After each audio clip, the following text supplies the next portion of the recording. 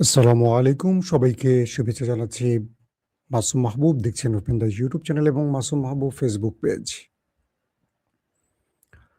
প্রিয় দর্শক, কাল রাতে যেখানে শেষ করলাম লাইভ, ঠিক তারপর থেকে আজকে সকালে লাইভটা শুরু করছি।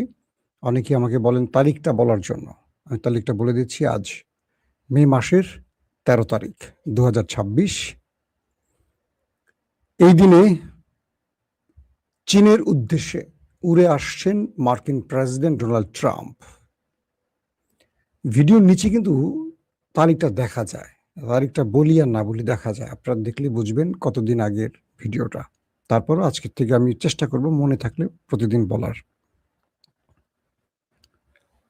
কুয়েত ইরানের ৪ জন ব্যক্তিকে ধরেছে। তারা কি ইরানের গোয়েন্দা নাকি আইআরজিসির সদস্য সেটা স্পষ্ট নয়।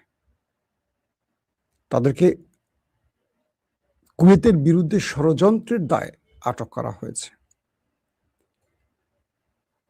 কুয়েতের বিরুদ্ধে ইরান কি ষড়যন্ত্র করছে? ২, মুসলিম দেশ আরব আমিরাত থেকে পাকিস্তানিদের বের করে দেওয়ার বিভিন্ন অভিযোগ উঠেছে এবং পাকিস্তানিদেরকে কাজ থেকে বিরত রাখারও রাষ্ট্রীয় সিদ্ধান্তের বিরুদ্ধে অভিযোগ এসছে।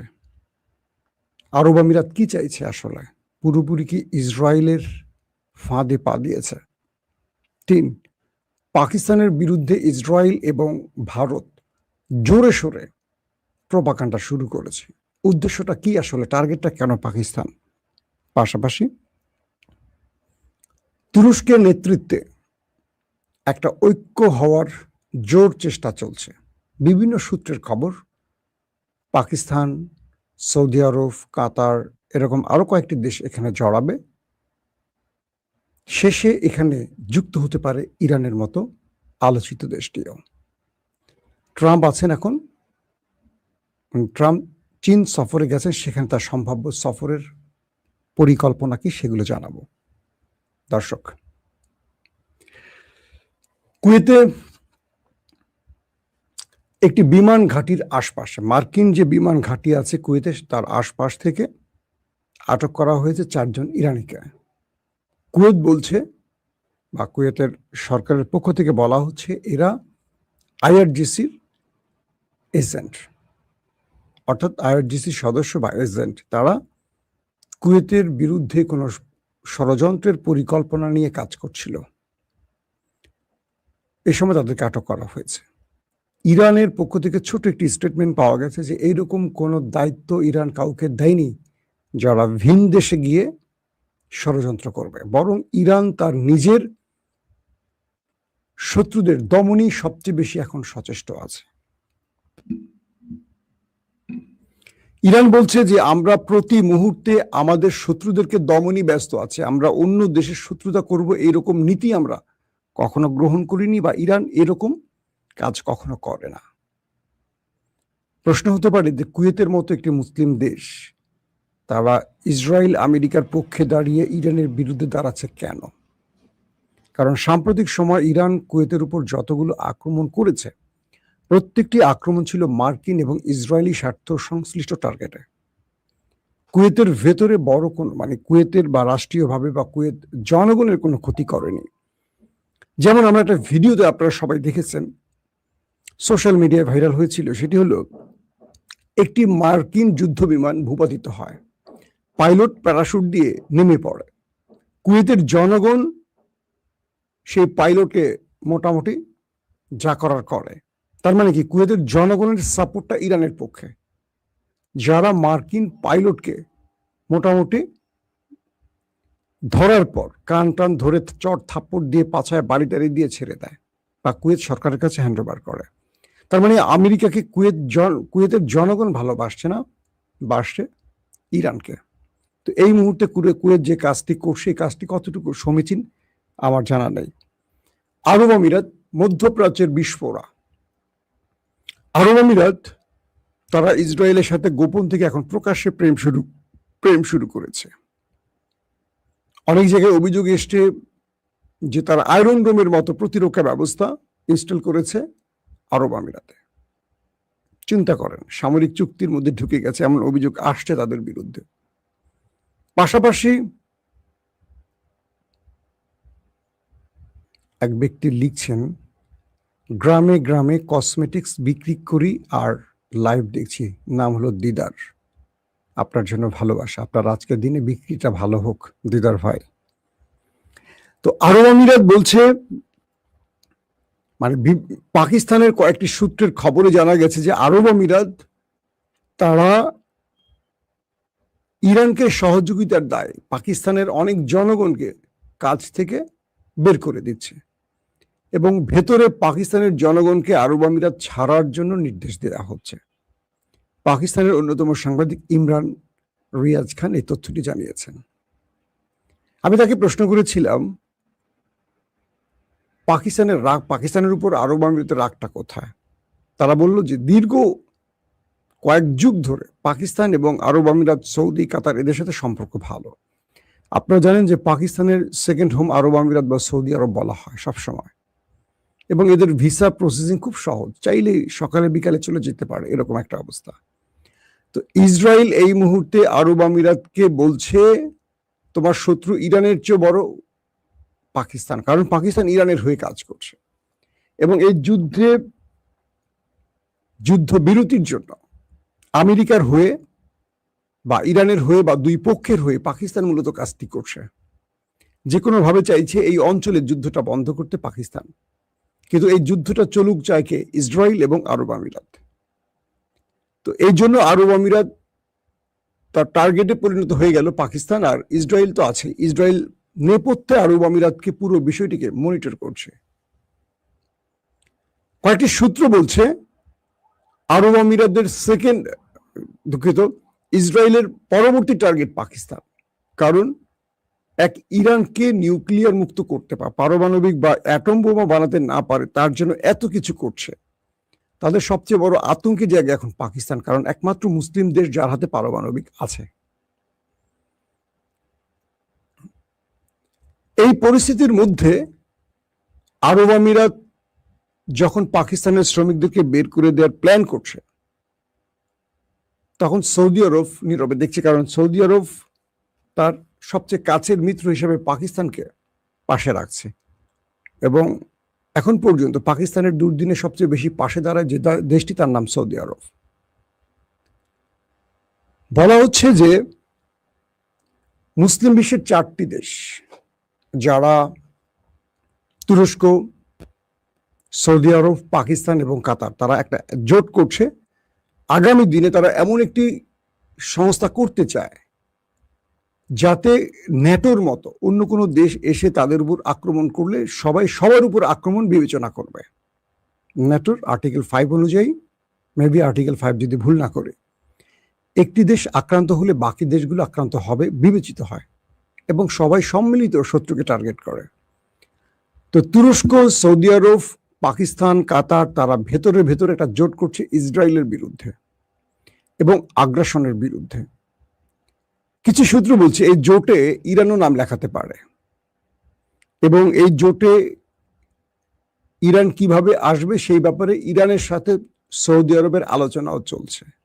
আপনারা ইতিমধ্যে জেনে গেছেন যে আমেরিকা যখন সেকেন্ড টাইম আক্রমণ করতে এসেছিল যুদ্ধবিরতির পর, এক রাতে রহস্যজনক মুভমেন্ট হয়েছে, আমি বলেছিলাম আপনাদের লাইভে।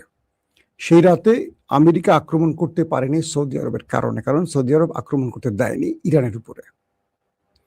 এরপর সৌদির উপর ইসরায়েল, আরব আমিরাত এবং আমেরিকা ক্ষেপে আছে। এই পরিস্থিতির মধ্যে সৌদি আরব, ইরান ভেতরে পাকিস্তানের মাধ্যমে বেশ আলোচনা চালিয়ে যাচ্ছে। পাকিস্তান দুই পক্ষের মধ্যে সমন্বয় করে বার্তাগুলো আদান প্রদান করছে এবং পাকিস্তানের পররাষ্ট্রমন্ত্রী, ইরানের পররাষ্ট্রমন্ত্রীর মধ্যে একাধিকবার টেলিফোন কথা হয়েছে এবং প্রিন্স ফয়সালের ছেলে ফারহান, তিনিও আজকে দুর্দান্ত স্টেটমেন্ট দিয়েছেন পাকিস্তানের পক্ষে এবং তার স্টেটমেন্টটা ইসরায়েলের বিরুদ্ধে গেছে এবং ঐক্যের পক্ষে গেছে। গত দুদিন আগে ফয়সালের ছেলে ছাড়াও তুর্ক এবং আরেকজন আছেন কাতারের শেখ হামাদ, তারাও ইসরায়েলের বিরুদ্ধে স্টেটমেন্ট দিয়েছে। তার মানে আরবের ভেতর থেকে এখন আস্তে আস্তে রাজ পরিবার থেকে এই বিষয়গুলো উঠে আসছে। এতে করে মনে হচ্ছে যে ইরান আস্তে আস্তে তার বিশ্বের মানে মুসলিম বিশ্বকে পাশে পেতে পারে। তুরস্ক একটি বিষয় জানে, তুরস্কের সাথে ইরানের একটা দ্বৈরথ আছে, সীমান্ত শুধু নয়, তাদের মধ্যে কুর্দি ইস্যুতে আরো কয়েকটি ইস্যুতে বিরোধ আছে। কিন্তু তুরস্ক এটা বোঝে আজকে ইরান দুর্বল হয়ে গেলে ইসরায়েল আরো শক্তিশালী হবে, আর ইসরায়েলের পরবর্তী টার্গেট তুরস্ক হবে, পাকিস্তান হবে, আর অনেকগুলো আরব দেশও হবে। তাই তুরস্কের কাছে ইরান বড় শত্রু নয়, তুরস্কের কাছে বড় শত্রু হলো ইসরায়েল। তাই তুরস্ক ইরানকে গোপনে যতটুকু পারুক সহযোগিতা করছে, বাট ওইটুকু না যে ইরান এই লিমিট ক্রস করে ফেললে কালকে অন্য মুসলিম দেশের জন্য যেন হেডেক না হয়ে যায়, টেনশন যেন না হয়, এটা তুরস্ক বুঝছে। আবার ইরানকে শেষ করতেও দেবে না তুরস্ক। তো তুরস্ক সেজন্য ইরানকে বাঁচিয়ে রাখার জন্য নেপথ্যে বেশ কিছু সিদ্ধান্ত নিয়ে কাজ করছে। যেমন ধরেন বাংলাদেশে বিএনপি এবং জামাত, আওয়ামী লীগকে আপনি আলাদা করেন, আওয়ামী লীগকে ইসরায়েল মনে করেন আর বিএনপি আর জামাত একটা, তুরস্ক একটা, ধরেন ইরান। জামাতকে বিএনপি তার স্বার্থে বাঁচিয়ে রাখবে, যত বিরোধিতাই করুক। জামাত জিয়াউর রহমান প্যারালালি বাংলাদেশে প্রতিষ্ঠা করেছেন, মানেন আর না মানেন, কারণ জিয়াউর রহমান বা বেগম খালেদা জিয়া তারা জামাতকে শেষ করবেন না, বরং জামাতকে নেপথ্যে সাপোর্ট দেবেন বিভিন্নভাবে। আপনারা প্রকাশ্যে যত বট বাহিনী বলেন, গুপ্ত বলেন, মারামারি কাটাকাটি করেন না কেন, জামাত এবং বিএনপির শেকড় একটা জায়গায় এক হয়ে আছে, এটা প্রকাশ্যে দেখবেন না। তো বিষয়টা এটা নিয়ে অন্যদিন কথা বলবো, বাংলাদেশের ইস্যু না যেহেতু। তো বলা হচ্ছে যে তুরস্ক ইরান তারা যত বিরোধ থাকুক, প্রকাশ্যে যাই বলুক, একে অপরকে শেষ করতে দেবে না। কারণ কাতার ইস্যুতে দেখেন তুরস্ক এবং ইরান একজোট, ফিলিস্তিন ইস্যুতে কাতার কি বলে তুরস্ক এবং ইরান একজোট। তারপর দেখেন ব্রাদারহুড, এই ইস্যুতে তুরস্ক এবং ইরান একজোট, কারণ এই দুটো রাষ্ট্রের অনেক জায়গায় অভিন্ন স্বার্থ আছে, ভিন্ন স্বার্থ আছে। এখন এই মুহূর্তে ডোনাল্ড ট্রাম্প চলে গেছেন চীনে, কারণ ইরানকে তিনি কোনোভাবে বাধ্য করতে পারছে না, ইরান ডোনাল্ড ট্রাম্পের কোনো কথা শুনছে না। এই পরিস্থিতির মধ্যে ডোনাল্ড ট্রাম্প চীনের কাছে গেছেন সাহায্যের জন্য। তিনি যদিও বিমানে ওঠার আগে বলছেন যে ইরান ইস্যুতে কথা হবে, তাইওয়ান ইস্যুতে কথা হবে, বাট এটা আমার উদ্দেশ্য না, আমার উদ্দেশ্য বাণিজ্যিক সম্পর্কের। কিন্তু মূল জায়গাটাই হলো আসলে ইরান। তিনি প্রকাশ্যে এটাকে গুরুত্ব না দিয়ে বললেও এটি তার প্রধান টার্গেট। এই কারণে ট্রাম্প মধ্যবর্তী নির্বাচন পার করতে যাচ্ছেন। ইরানকে তিনি যদি এই মুহূর্তে পরাজিত করতে না পারেন, এই নির্বাচনে তিনি হেরে যাবেন। এখন এই পরিস্থিতিতে চীনকে দিয়ে তিনি যে কোনোভাবে ইরানকে চাইবেন বাধ্য করতে। তবে চীন এবং ইরানের মধ্যে এই বিষয়ে পূর্বেই আলোচনা হয়ে গেছে, কারণ ইরানের পররাষ্ট্রমন্ত্রী আব্বাস আরাকচি চীন সফর করেছেন আগেই, ট্রাম্পের সফরের আগে। সেই সফরে চীন তার বিষয়গুলো মানে ইরান তার বিষয়গুলো, ডেডলাইনগুলো, তার সীমারেখাগুলো চীনকে জানিয়ে দিয়েছে। চীন এবার ট্রাম্পকে বলবে তোমাকে সর্বোচ্চ এই ছাড় দিতে পারে ইরান, এর বাইরে আর কিছু করবে না। ইরান তার বক্তব্য চীনকে দিয়ে আসছে, সেই বক্তব্যগুলো এবার ট্রাম্পকে চীন বুঝিয়ে দেবে যে তুমি যদি যুদ্ধ চাও যুদ্ধ করতে পারো, আর যদি তুমি আলোচনা চাও, ইরানের আলোচনা এই দাড়ি কমা, নিউক্লিয়ার ইস্যুতে সে কথা বলবে না, হরমুজ প্রণালী ইস্যুতে সে কথা বলবে না, তোমার সাথে কথা বলবে নিষেধাজ্ঞা প্রত্যাহার, অর্থ ফ্রিজ করা, ক্ষতিপূরণ, ব্লাব ব্লাব ব্লাব, কিন্তু নিউক্লিয়ার ইস্যুতে কথা বলবে না। কারণ ইরান নিউক্লিয়ার বানিয়ে ফেলেছে, এটার সম্ভাবনা 90%। এটা যদি বানিয়ে ফেলে এটা চীন এবং রাশিয়া জানে। তো এখানেই ইরানের কোনো বার্তা আমেরিকাকে চীন পৌঁছে দেবে। যদি ইরান নিউক্লিয়ার না বানিয়ে থাকে, কালকে যে তাদের একজন জ্যেষ্ঠ বিচারক আইনজীবী যে কথাটি বলেছেন যে দ্বিতীয়বার ইরানে হামলা হলে ইরান নিউক্লিয়ার বানাতে কাজ করবে বা 90% ইউরেনিয়াম সমৃদ্ধ করবে, মানে নিউক্লিয়ার বানাবে। 90% তো নিউক্লিয়ার তৈরি করা। এর অর্থ হলো ইরান আমেরিকাকে বার্তা দিচ্ছে বা বিশ্বকে বার্তা দিচ্ছে যে আমরা নিউক্লিয়ার বানানোর দ্বার প্রান্তে আছি। এই কাজটা করতে তাদের সর্বোচ্চ 15 দিন সময় লাগবে। এখন এটা দিয়ে ইরান দুটো জিনিস দিয়েছে, কারণ আমেরিকা যে কোনো সময় একটা মামুলি অ্যাটাক করবে, ওটা কি অজুহাত করে বিশ্বকে বলবে এই কারণে আমরা নিউক্লিয়ার বানিয়েছি। ইরান এই বিষয়টিকে মোটামুটি গুরুত্ব দিয়ে এখন খেলছে। এটা আমেরিকা বুঝতে পারছে যে ওদেরকে টোকা দিলে ওরা বোমা বানাবে, ওরা টোকা না দিলে বোমা বানিয়ে রেখে দেবে। কি করবে ট্রাম্প আর নেতানিয়াহু? মানে ইরানকে আঘাত করলেই ইরান ঘোষণা দেবে যে আমাদের আঘাত করছে বলে আমরা নিউক্লিয়ার বানাইছি, আর টোকা না দিলে ইরান বানিয়ে চুপ করে বসে থাকবে।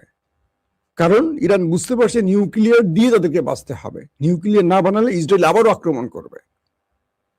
এই থিমে এখন আমেরিকা ইসরায়েল টেনশনে পড়ে গেছে, যে জন্য ট্রাম্প দৌড়ে গেছে চীনে। আছে আরো বাণিজ্যিক ব্যাপার স্যাপার থাকবে, অনেক কিছু থাকবে, কিন্তু গুরুত্বটাই হবে ইরান ইস্যুতে। তো এই পরিস্থিতির মধ্যে একটি বিষয় বোঝা যাচ্ছে, ইরান আমেরিকাকে নিয়ে ভালো পরিমাণ খেলা শুরু করেছে। আর পাকিস্তানের বিরুদ্ধে যে ইসরায়েল প্রচার প্রপাগান্ডা শুরু করছে ভারতীয়দের সাথে মিলে, যে সামনে আলোচনা করছে পাকিস্তান আমেরিকার হয়ে, ভেতরে ইরানের হয়ে কাজ করছে, আসলে পাকিস্তানের পক্ষ থেকে বলা হয়েছে তারা ইরানের কোনো যুদ্ধ বিমানকে তাদের দেশে রাখেনি, বরং যখন আলোচনায় বসার জন্য ইরানের ডেলিগেটরা, পররাষ্ট্রমন্ত্রী বা স্পিকাররা বাকের গালি বা আব্বাস আরাকচি এসছিলেন, তখন সেই বিমানটি নূর খান বিমান, মানে সেই প্রাইভেট জেটটি নূর খান এয়ারওয়েজে রাখা হয়েছে। কিন্তু ইসরায়েল এবং ভারত যে প্রচার চালাচ্ছে পাকিস্তানের বিরুদ্ধে, এটা হলো তাদের ষড়যন্ত্রের অংশ। কে বলছে? পাকিস্তান বলছে যে ইরানের পর পাকিস্তানকে টার্গেট করার জন্য নেতানিয়াহু এবং নরেন্দ্র মোদীর দেশ পরিকল্পিতভাবে পাকিস্তানের বিরুদ্ধে প্রচার প্রপাগান্ডা শুরু করেছে। পাকিস্তান এমন কাজ করে। দর্শক, আজকের মতো বিদায় নিচ্ছি। প্রত্যেকে ভালো থাকবেন। আল্লাহ হাফিজ।